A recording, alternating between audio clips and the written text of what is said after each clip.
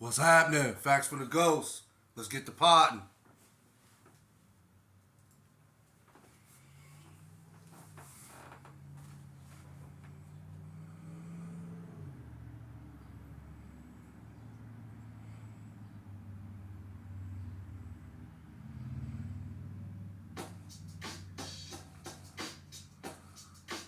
How y'all doing?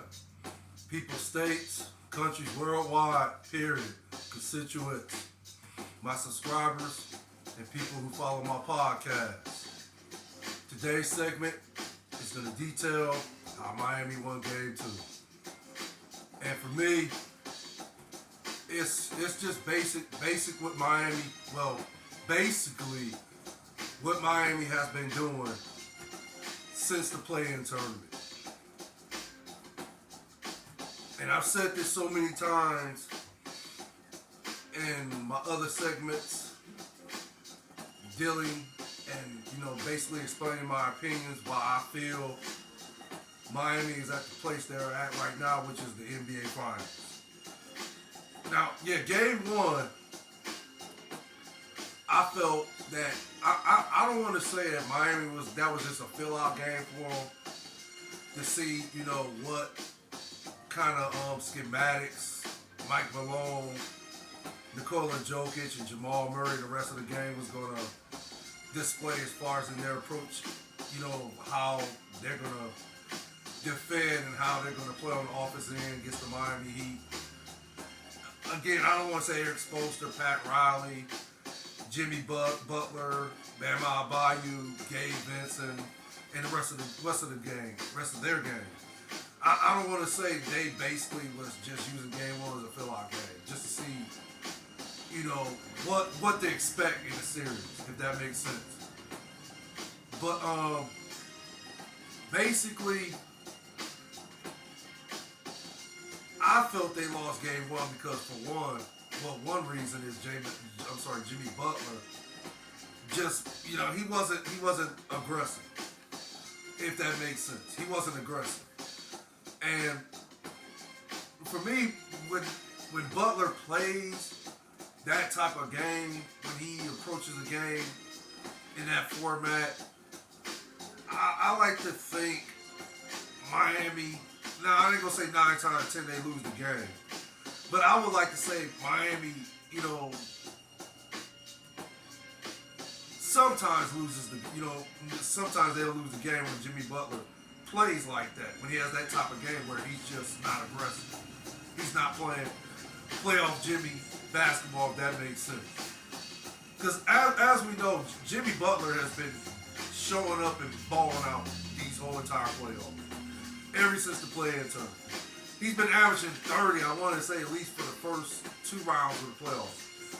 Now, yeah, against the Celtics, yeah, he came out the gate and was very instrumental in why Miami was able to secure a 3-0 deficit against the Celtics, if that makes sense. And then, of course, we know, he later had 2 games which he just didn't play Jimmy Butler basketball.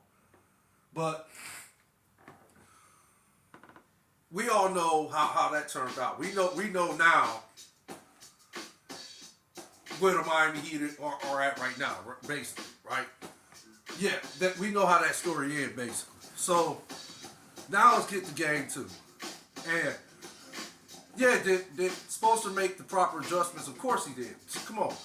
Eric Spoelstra is one of the best coaches in the game. You already knew that was what Eric Spoelstra was going to, that's the game plan he was going to implement. He was going to make adjustments. And one of the adjustments is, as you can see on the screen, Kevin Love. He started Kevin Love. Why Kevin Love didn't start the first game? Again, I really don't want to say game one was a fill-out game for them, for the Heat, period. But I feel Kevin Love should have started game one. But, okay, this is why I'm not getting paid the big bucks. This is why I'm basically, doing a podcast, if that makes sense. But yeah, I felt Kevin Love should have started game one. But okay, fine, they didn't start him. They started him game two, and yeah, it was a difference. I don't want to say it was a huge difference, but it was a difference. It made a difference, if that makes sense. Starting Kevin Love, I guess you could say it neutralized Aaron Gordon a little bit, which, I mean, Aaron Gordon's a damn good ball player. But I'm not going to say Aaron Gordon is like, the guy you have to stop, if that makes sense. But keep in mind, Aaron Gordon is a damn good ball player. He's not a scrub by any means. And I've already talked about Aaron Gordon, how good of a player he is in one of my segments, my podcast segments. I mean, the dude should have been 3-time slam dunk champion. He's a heck of a defender, great defender on that side of the ball. And he can score. He has a jump shot that makes sense. He's not consistent with it, but he can shoot. You have to respect him out there on the perimeter, if that makes sense. Plus, he has a dribble drive game. He can take you off the dribble. And like I stated about him, should have won 3 slam dunk championships. Well, that's self-explanatory in itself. He can jump out the gym. He's very athletic. So, but still, I think it neutralized Aaron Gordon to a point where he couldn't really post up like he did in the first game, in game 1, if that makes sense. They had the little guards on him, and yeah, I don't even know why teams don't play like this. And I could be wrong about what I'm about to say. I could be wrong about it, but from what I've been seeing, I haven't seen too many teams utilize the post-up game the way Denver did in game 1. And how, they had them little guards on them. Gabe Vincent, Caleb Martin, and who's the other guy? Max Strus. Yeah, every time they had one of them type of guard, every time they had them guards on them, either Michael Porter Jr. would post up and score, or Aaron Gordon would post up and score. And in Aaron Gordon's case, I think he scored I don't want to say he scored 6 straight points, but I know he scored. Well, I want to say he was at least 3 for 3 earlier in the first quarter. On when he was posting up, he was at least 3 for 3, and he had 6 points. And Denver was able to get out on a run, and eventually, they won the game. But Miami was competitive. They lost the game. Miami lost the game by 11 points, right? But again, keep in mind, Jimmy Butler had 13. I believe Bam Adebayo was the one that was the most aggressive. He had 26. In game 1. So, and again, basically for me, like I said, Kevin Love, started game 2. So now the dynamics of the game changed as far as in how Denver was going to approach the way they were going to basically implement a defensive strategy or offensive strategy, if that makes sense. Because Kevin Love has championship pedigree. Regardless, he has championship pedigree. So, basically, when you have that type of experience on the court, you have to pay attention to that as far as in a defensive coach, if that makes sense. So, inserting Kevin Love into the game and having him start I believe he played the center position. Again, Kevin Love is still a good player. I don't know if he's past his prime.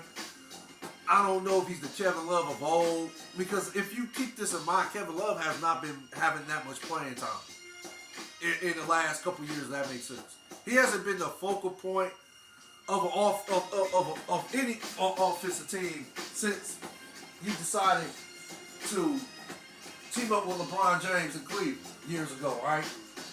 So basically, you still have to respect Kevin Love because Kevin Love is still a good player. He still can shoot the 3. He can still rebound the ball. He can still make miraculous passes, as they like to call him the quarterback. Whenever he's throwing, getting a rebound and just throwing the ball full length in order for a player to, get an easy basket, either a dunk or a layup on a fast break. So he can still, he still has these attributes that's good enough for him to still be a NBA player or be a threat on the court, if that makes sense. So, yeah, the strategy that was implemented by Eric Spoelstra, it was a genius adjustment on Eric Spoelstra's part as far as him, being the head coach. So, yeah, it changed the dynamics of the game as far as it for Miami, if that makes sense. So Denver had to counter that, and Denver couldn't really figure it out at first, if that makes sense, because Miami got out to a run, and I think they were up.